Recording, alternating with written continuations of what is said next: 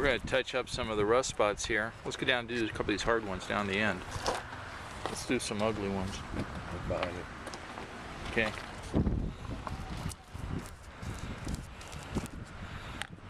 This would be an opportunity to test the repair of the paint.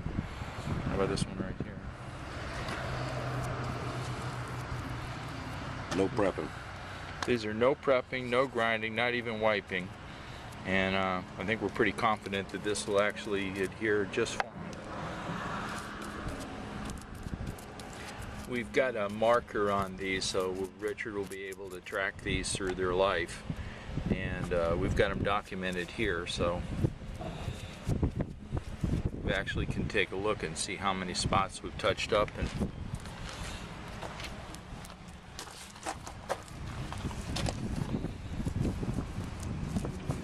is this number here useful? I've got it written on it.